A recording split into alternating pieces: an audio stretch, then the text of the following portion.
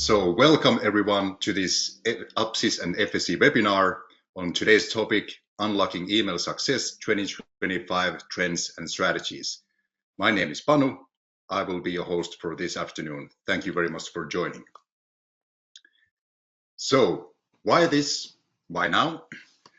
We get this question over and over again. Is email marketing still relevant? Does it still work? Is it still worth the effort? And we've been working with this a lot, myself and my colleagues, also my colleagues at the marketing. So we went through a lot of email marketing data, not only at Upsys and FSC, but also other places and vendors on the market. And we're working with our customers to find, does it still work? If so, why does it work? What are the best practices? What are some of the tips and tricks that you could use? And since you are here today, we believe that you want to get more out of your email marketing, and that's why we are here. So we really want to help you to get the most out of your email marketing and get better results. So within the next half an hour, 45 minutes or so, we'll go through a lot of material, and I hope that you will get a few ideas how you can improve your email marketing going forward. And after this webinar, so this will be recorded. The slides will be available, and we have also our email marketing benchmark report that you can download afterwards. So there will be a lot of material and help for you to dig in even further. So without further ado, let's get to it. We have a lot to go through. So we'll first talk about the power of email marketing, the benchmarks, the trends in 2025, and then we'll look into what are some of our best performers, some of our customers doing that we see that works really, really well. And in the end, we'll wrap up with the Q&A session. And there's a chat functionality here in the webinar. Please feel free to use it. I won't be seeing the questions as we go because I want to make sure that we go through all the material that we prepared. But in the end, we'll go through the questions. And should there be something that is left unanswered, we can get back to you afterwards or in the follow-up email that will be sent to everyone joining today. So let's get to it. Is email marketing still relevant? Let's see, we have quite big numbers here. So what is this? These are the amount of emails sent by our customers last year. So that's 3 point a lot of zeros. So that's over 3 billion emails that was sent last year. So in terms of volume, it seems to be that email marketing is still relevant, almost 8.6 emails sent per day. But that doesn't mean does it still make it relevant if alone that so many people are sending it. So we asked some more, and it seems like yes. So out of businesses, 80% believe that or state that email marketing helps to improve their customer retention and loyalty. And 59% of B2B marketers say that it's not only relevant, but is actually their top channel for revenue generation. And there's a lot more encouraging statistics on email marketing still having its edge compared to social media, for example. And this is also a recurring question, the return on investment. So with €1 that you invest in email marketing, you can expect to get anything from 32 to 45 euros, a little bit depending on your industry that you're working in. So retail marketing over 40 euros, software, technology, and even in media and publishing and entertainment industry. And that's, of course, this is sometimes can be a bit tricky to count your return on investment in some industries and some ways of working with email marketing. It's a bit more straightforward, but all in all, it does seem to have a very strong return on investment. And then let's move right into the actual benchmarks. So these are statistics that we went through all of last year, and we will also we have also gathering these analysis from our customers that we do ourselves, me and my colleagues at the customer success management team. So this is what you will see is a combination of both. So one of the questions that we get quite often is that when should we send our emails? Is it Mondays or Tuesdays or paydays or Christmas Eve or what is it? So here we have some numbers. So according to some of the statistics, it seems that the highest open rates you get when you send your email on Tuesday or Thursday, or as I've spelled it here, Tuesday and Thursday, my mistake. But then you will get on average 90% open rate. And what about the highest click to open rates? So that's more like, okay, people have opened it, but have they done the clicking? There we also have Tuesdays and Wednesdays that seem to work specifically well. And the highest click-through rate will land on Wednesdays. So this is like across all industries. And more specifically, the higher engagement by industry, and it's okay, you will get this material afterwards. There's quite a lot of lines here. So between different industries, what are the best days to send an email campaign? So on a quick look, it looks like Tuesdays are working really well, Thursdays are working really well. On marketing services, the Wednesday seems to be something special there. Hospitality, Thursday, when we're closing in the weekend. And B2B services, Monday and Tuesday, like the beginning of the week. So all in all, if you want to test if you can make a difference in your open rates and click-through rates, you would want to test maybe sending your emails on Tuesdays or Thursdays. And if you have been sending those on other days, so this is something that you can test and see if that will make a difference on your results. And also, not only the day of the week, but the time. Is it in the morning, in the afternoon, lunchtime? So here we have also some variance in e-commerce, software, marketing services. So anything from 10 a.m. Between 2 p.m. to 3 p.m. on the afternoon, or early in the morning, 8 o'clock to 10 o'clock. So this is where you can reflect on the industry that you're working in, and then test. Okay, let's say that you work in the B2B industry, so you're selling to companies. So maybe you would want to try the early morning times between 8 and 10 for the send out. And as always, use the A/B testing to find what works for you. So here a practical approach could be that you schedule an email. First, you figure out the day. So you test between 1 week, you do it on Tuesday. The next week, you'll do it on Thursday, or even in the same week, you send one on Tuesday and the other half on Thursday, and see which one performed better. And once you got that nailed, then you can test, okay, in the morning or maybe in the afternoon or around lunchtime. And then eventually you will find your the best time that will work for you. What about the metrics? Opens, clicks, bounces. This is also something that we get asked quite a lot. So what really is a good open rate for an email? So the 36.59% that we have here, this is the average of all of our customers last year. So all industries together, and I have to say this is actually on the high side, I might say. So depending on your industry, maybe if you're within the retail, so sometimes you can see like big campaigns can be around 18 to 20 to 22 to 25. And then again, if you're a membership organization or a charity organization, so there you can see open rates, everything up to 50, 60, even 70% and upwards. So that really varies between the industries. But this will give you like a rough image of where you can compare, like where do you land today on average. And what about click rate? 1.98.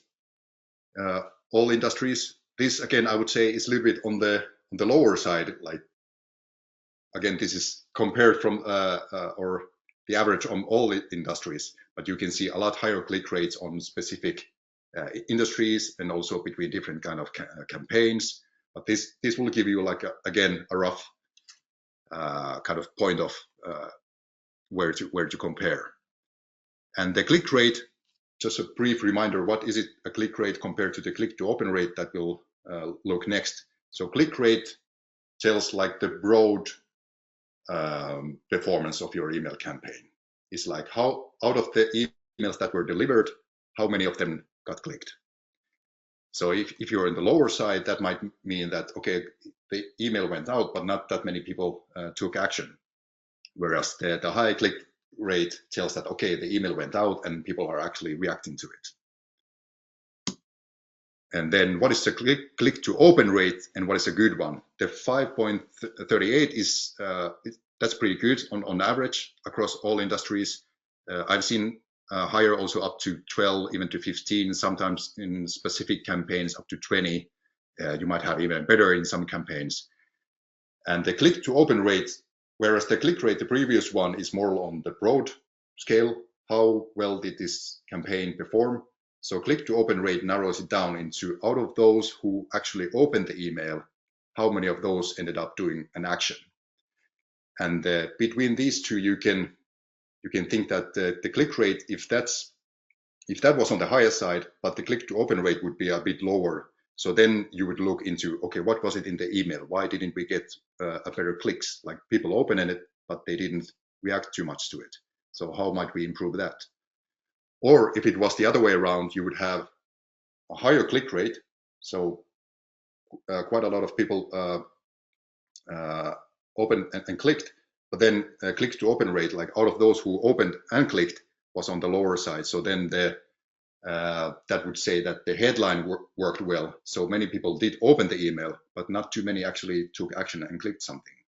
So there's something you can, how you can evaluate. Click rate on the high level, click to open rate very much on the specific email that you sent out. And bounce rate. As a reminder, bounce is an email that you sent, one that came back for some reason. It could be technical bounce, it could be the mailbox was full, it could be the email address doesn't exist anymore. Maybe the person changed jobs. And you want to have a decent bounce rate. And here the 1.7 is below what we recommend, below 2%. If you're anything below 2%, then you're good. So that's a good one. And if you start to go from 2 to 5, that's a little bit on the risky side. Like maybe there's something with the lists. For some reason, you might have like old email addresses on the list and maybe need to clean up. Or if you go above 5, that's when you start having issues with the recipients' inboxes and firewalls saying that, okay, who is this, or what is this organization spamming and sending to old email addresses? So that can really hurt your sender reputation. So it's good to have a look at your reports, see bounce rate. Are we under 2? If we are, all good. If we are between 2 and 5, we need to look out and clean up our lists a little bit. And then what are some of the trends that we see happening within our customers, within the industry, like all the buzzwords that come and go each year? And there are actually, we crammed this into 2 topics for today, just to keep it a little bit more simple. So the first one is something that's called accessibility, and the second one we named email marketing maturity. So it's more like an umbrella of a lot of the things that are happening in the marketing scene. So what's the accessibility thing? So it's something called the European Accessibility Act. It was made a few years ago, already 2019, and here the aim is to make web content accessible for people, also consumers with disabilities. So it means that your email and your forms and websites and everything on screen should be accessible with people who are maybe using screen readers. And now there's a deadline, so all of this material should be compliant with the Accessibility Act by June 2025. And why should we as a marketeers care? Of course, the more accessible emails and forms and templates and websites you have, the wider audience you can reach, and enhancing the user experience it's good for everyone, not only people with disabilities. And of course, there's a penalty. Should there be non-compliance, it may lead to penalty. It's something similar maybe with the GDPR thing. So this is really something to pay a little bit of attention. And we at Appsys, we come prepared. And if you have any questions on your email templates, on your forms, whatever else material you might create with the Apsys tools, if you're anything unsure if they're compliant, please reach out to us. We'll assess the situation and we'll help you out. And the second trend, I put it into something that I call the email marketing maturity steps, because there's a lot of buzzwords, a lot of new technologies, a lot of new trends coming in, and sometimes it's easy to get overwhelmed with, like, oh my God, I should be using AI, I should be using dynamic this and activity that, and we should be doing like da da da da. And it can get overwhelming, and you might get almost stressed or feel the urge to be all over the place. So I hope with these steps, we try to box a little bit the steps within email marketing that we see that how you can actually work and progress over time in terms of what kind of activities are you doing. So the first level I would call something foundational. So this is, you have a list of email addresses, you have a maybe one size fits all newsletter that goes out, and preferably there's some consistency. So maybe you send it weekly, monthly, at least quarterly. And this alone can be very good structure, and it can work really well for your industry. And if it's working, it's okay. You don't have to jump in and do AI stuff only because it's being promoted all over the place. And however, you might have some, maybe not risks, but maybe some potential that you're leaving on the table. So it's also good to look into some growth phase that I call here, where you can start implementing some basic segmentation, meaning that it's not the one email that goes out to everyone, but you actually start to looking like, okay, we have these kind of customers here, or we have these kind of donators here, or we have these kind of members here. What's relevant for them? And you could also start with some basic marketing automations, a simple welcome flow.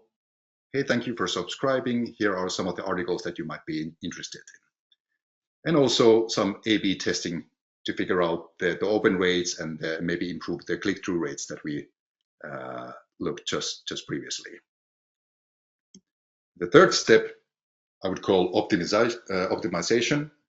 So here you could, once you have the welcome flow in place, you could start automating a little bit further. So maybe there are other parts of the customer journey that you could start automating. Maybe we want to reactivate the inactive customers. Maybe we want to make sure their onboarding is going well. And whatever those parts and communications and steps in your customer journey might be, so you could automate more of those. And then something that will leverage your data that you have and maybe ease your own work. You could save some time by implementing integrations to other systems. So instead of manually uploading lists to the system, you could integrate so that you have always the actual up-to-date data at your disposal. And also some behavioral segmentation. So not only the data that you might get from CRM, like the city or the company or the area or the customer type, but also what are these customers doing in our channels? Are they buying something? Have they looked at this website? Have they opened this newsletter? Like who did what when, and how is that relevant for this next email campaign to make it more relevant and so that you can get better results? So optimization. And the fourth step, advanced. So here you could go full omnichannel. You could implement or mix email with maybe SMS, maybe some push notifications, maybe something on the website. You could go hyper personalized, not only the high first name, but even further than that, maybe some abandoned cart, product recommendations, whatever that might be, and also some dynamic content in general. So dynamic content means that on the moment when the email is going out, it fetches maybe the latest articles, maybe the latest news, maybe the latest hotel offers, and of course the AI.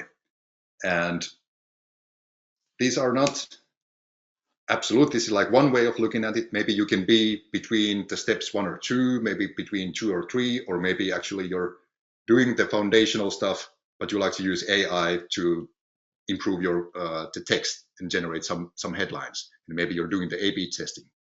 So this is not like very rigid, but what I here want to suggest is that it's okay, like if the step number 1 is working really well for you, it's okay. If you're getting the results you're after, it's okay to make that work really, really well.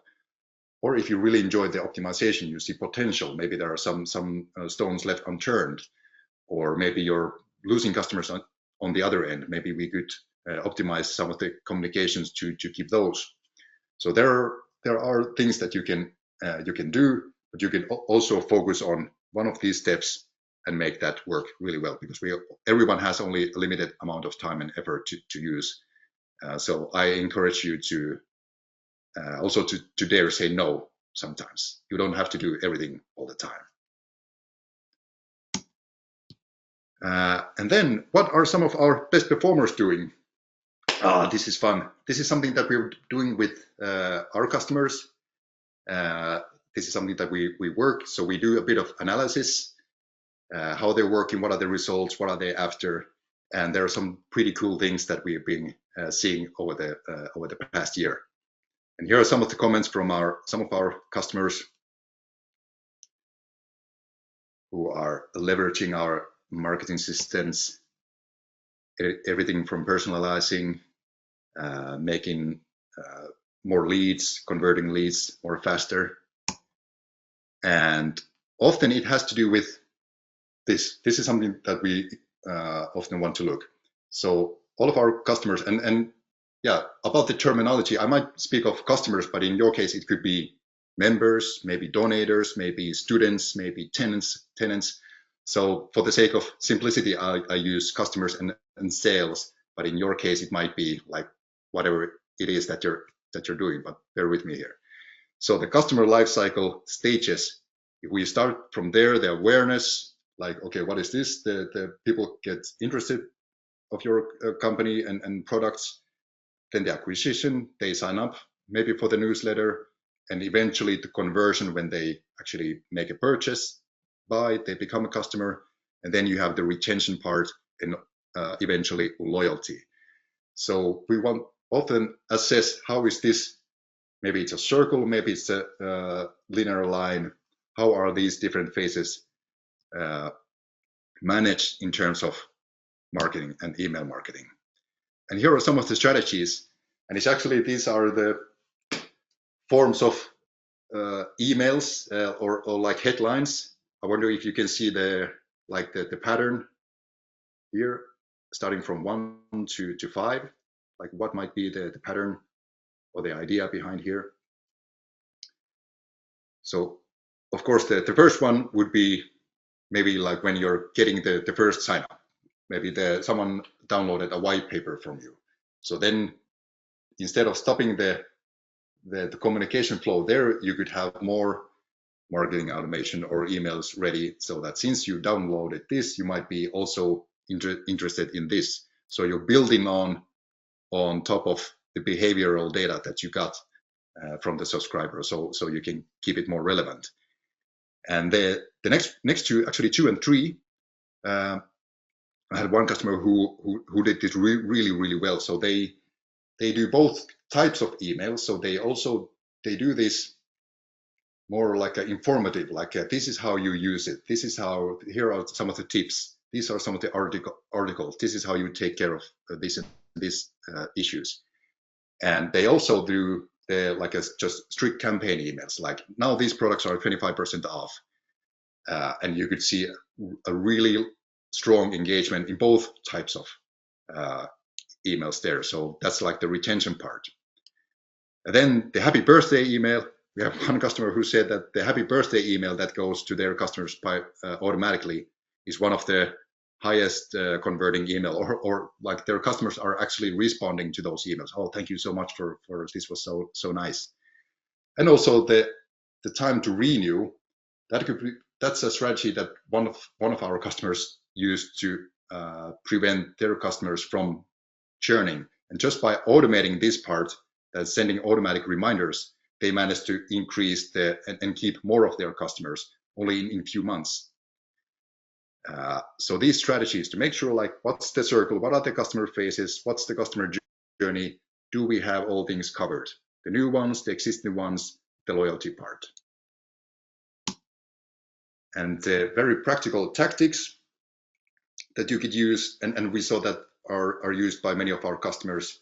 The first one has to do with the dynamic content. So this means that each recipient gets their email with their own contact person in this company as a sender of the email or as the contact info. So this makes it feel a lot more personal, which in turn got a lot more conversion. So people are, when they get the newsletter, they see, oh yeah, it's my contact. So there's his phone number, there's his email, I can just easily reach out to him. So it made it feel a lot more personal. And the second one I call not segmenting, but vigorous segmenting. This would be something, yeah, not only the CRM data, like the city or the area, but also the behavioral data. So connect these two, and so you can find, okay, what's the really like the high performing, like where in this customer group lies the biggest potential. And it's usually, okay, these customers from this area that have acted to these materials on our website or on our newsletters. So you get to communicate to those who are already expecting your email. And then the third one that I really, really highly recommend is to find out what works by A/B testing. Test a headline 1, headline 2. Did you get a better open rate? Good. Continue with that type. Test 2 kind of versions of the call to action button. Is the link is a text link or maybe a button? Is the button then red or green, and so on and so forth. So eventually you will find what works really best for you.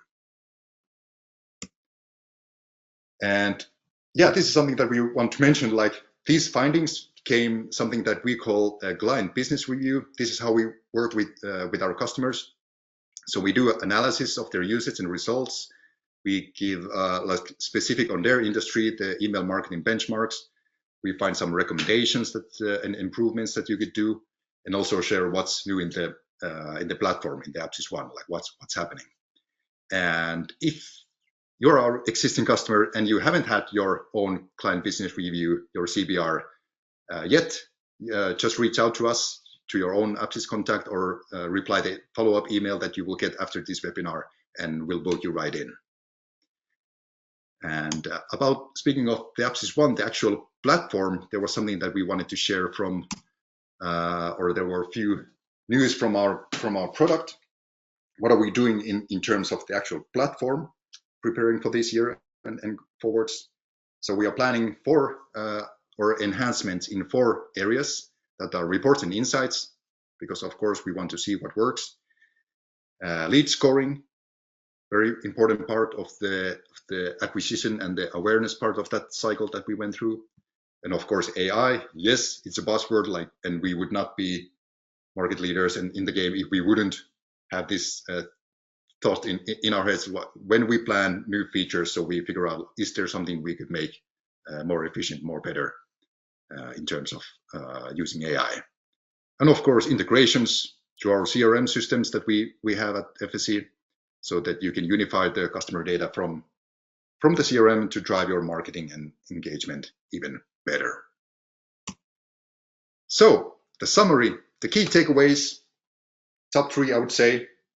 Email marketing, yes, it's still relevant. The second one, I would recommend to think strategic. And that's also kind of buzzword. I like to put it in the ways of choosing your battles, because you have to make it practical. You can't be all over the place, or if you are, it doesn't usually end up good. So strategic would mean you could say no to some things. No, it's not relevant for us. We don't have the time. Or you could choose that, okay, where are we missing? Is it the new customers? Is it the existing customers that we are not either losing, or maybe we are not joining all the stones to find more possibilities for retention? Or if it's the loyalty, what are we doing today to keep our customers longer? And then once you find that, leverage the third one, leverage segmentation, personalization, and even the AI. And that was a really fast run of the material, and let's have some questions, or at least see if we have some questions. Opri, are you online? Can you help us with if there have been some questions in the Yes, chat? I'm here. Yes, thank you, Panu, for a very good presentation. We have at least one question, which is regarding the engagement. So it goes this way. Would you say that informative emails generates a more loyal customer rather than a product email? So yeah, what type of communication creates more loyalty in your opinion? Helpful one. So I would say the informative itself might not generate loyalty, but if you manage to give a good context, like why should the reader care? So that you could turn into, okay, let's say you have a product and it has some features, or if you have an information, so then you would start with maybe already in the headline, like why is this relevant for you now? So that could be, like, for example, if we at Aptys or FSC, we would maybe email about the accessibility email. So we would start with the okay, this accessibility is something coming from EU level, and you need to have it in place by June this year. So you would start with, okay, why should I care? Why is it important here and now? And then you would share the information. Okay, this is what is happening. This is what's new, and here how you can manage, how you can get the best out of it. So this way you could turn to, like, information, it's just data, but if you can give that a context, why does it matter for you and why does it matter now? So then you're actually helping, and then that way you could build loyalty, because then your customer would feel that, oh, I didn't know that. Thank you for pointing it out. It actually makes it easier for me. I hope that answered your question. That was a very good answer. Thank you, Panu. Then we have a couple of questions also coming in regarding the click to open rate and click rate. Yes. So maybe we could review again what was the difference, and yeah, maybe if we have any tips and tricks on how to get a better click to open rate or click rate in general. Yes, very good. So again, the click rate. So let's go on the maybe top down order. So open rate is the, like, do people open the email that you send out? Then after the opening, we have the click rate. Like, out of those that were delivered, how many did click on something? So that gives you like an overall picture. Okay, did people take action on this campaign? And then the third level is click to open rate, which looks at the, out of those people who opened, how many of those clicked on something. So that narrows down very much on the actual email template or the newsletter level, like how well did this newsletter get people to click on those buttons.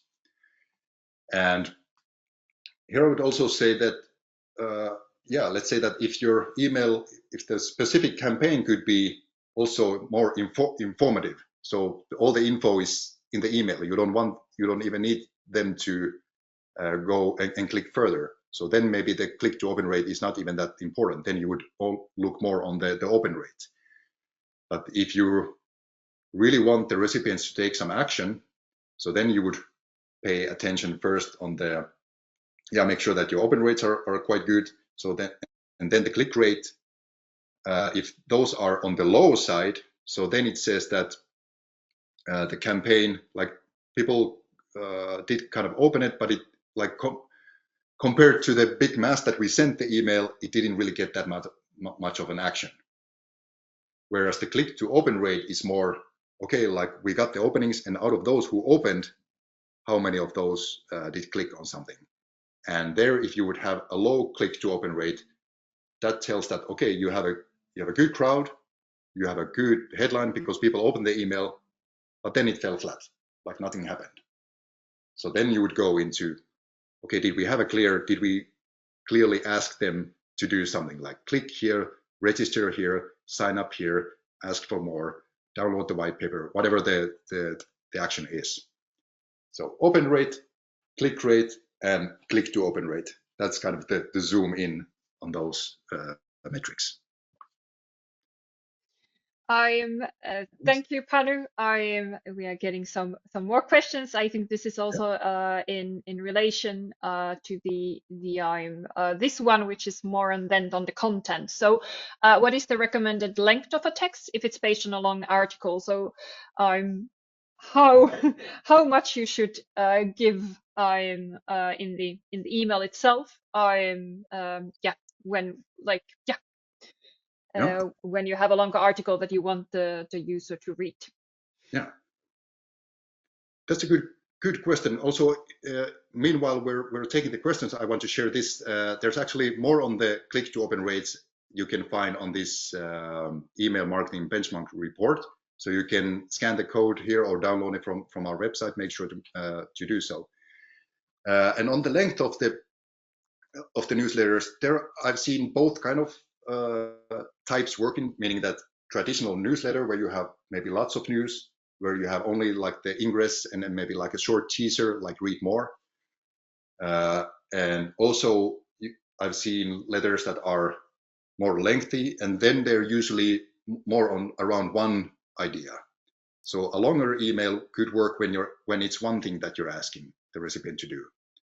And if you have more stuff to inform them, or you want to give them alternatives, so then you might want to have the shorter kind of the headlines, and then the like, okay, these are the news, this is what happened, and these are the products. But if it's when you're asking a one thing, then I would actually then the longer copy text would also work. I've seen like then it can even be kind of a letter form. Maybe it's the CEO's letter of the year, and then you would even at the end of that you could still have, if you have a next step, like if you want them to see the full report, if you want them to sign up for the event, like whatever is the action. So there is it can be both, and I would approach it. Is it many things that you want them to do or give alternatives, or if it's one thing you want them to do? So if it's many things, you could have them short. If it's one thing, you could have it in a longer form. Yes. Yes, we have more questions are pouring in. Yes. We have another one regarding the clicks, which is interesting in my opinion. So the question is, many email clients are starting to mask data from our recipients. Will statistics on opens and clicks become less relevant in the future? And if so, what should we look for to optimize our emails? Sorry, was it sorry, what was the part of the email? Yes, so there are maybe I can rephrase a little bit. I think it's on the when we don't get the data of the opens or from the clicks from the email server, meaning that we have less data to work with. So are there other things that we could look into to optimize our emails? As we know, yes. for example, for Apple, they don't send the opens back anymore for iCloud email addresses, as an example. Yes, you could still use the Google UTM tags, right? So then from the side of your Google Analytics, you could follow that how much did we get traffic from this newsletter. So even if in the email reports in the, like, let's say in Apps, even if you don't see the results there or the clicks, you can still follow on your website and see, okay, where did this traffic come from and how much did we get it, and on when did it came in. And then you know, like, okay, it was Tuesday, 10 o'clock when we sent the newsletter, and then you can follow that. Okay, on Tuesday with these UTM tags. So that would be one option, that you can still follow how the newsletter is performing and where are the recipients landing. Yes, definitely. And I would add also in there that you could still use the statistic as a soft KPI, and then use, for example, the traffic to the website or the clicks more harder KPIs. So use the statistics you're getting more as an overview, and then based on that try new things. But yeah, we will keep an eye on what is going on in the market in terms Yes. of the tracking, because that is all over. It's an app. It's also on the website regarding the cookies and everything. Very good question. Yes. We have also another one. I'm someone who is curious, Yeah. just curious. Do you have any thoughts on static versus GIF images in newsletter? I am maybe that's also more on the content, on the visualization of the email. I don't have statistics on the top of my head, but I've seen really cool looking emails with the like a really cool GIF animations, and it can work really well on certain types of campaign emails or invitation or whatever it might be. So I think they're a good line or a best practice would be like not to overdo it, but to have a GIF that kind of, yeah, you could have, let's say you have a company video offer, like if it's an amusement park or if it's a restaurant. So you could have like a few seconds, something like that, or whatever, a GIF, like it's a meme you could also have. So those, yeah, they work. And I guess they're just to keep class and not to overdo it. Yes. That's my, yeah. I agree. And also make sure that the first frame is good, because if for some reason the recipient cannot reload the GIF on their email or in their computer or whatever, that the first that the email works also with the first frame if the GIF is not displayed correctly. Yes. I think this is a similar question. I think this is the last one we can get, because we only have 3 minutes left. But there is another content question in here, which is traditional copy feels outdated to me. How modern do you think you should go in the way you communicate with your customers, including emojis or not? And maybe this GIF was also part of that. But what is your take on that, Panu? I would keep it in the context. So let's say that if you're a law firm and you're communicating with your B2B customers, so maybe I wouldn't use emojis in the day-to-day communications. If you're selling shoes and clothes and something, so then you could use emojis on a Black Friday campaign. So I would still reflect on the context. Is this professional? Does this sound like us? And also not to take it either or. Maybe sometimes on the April Fools or whatever, you could have it's allowed to have fun sometimes. So I would say, like, sometimes it might be in place, but always ask, like, is this how we want to sound? Is this personal? Is this the right context? Is the sound right in this email and for our company? So I would look more from that angle. Yes. Great.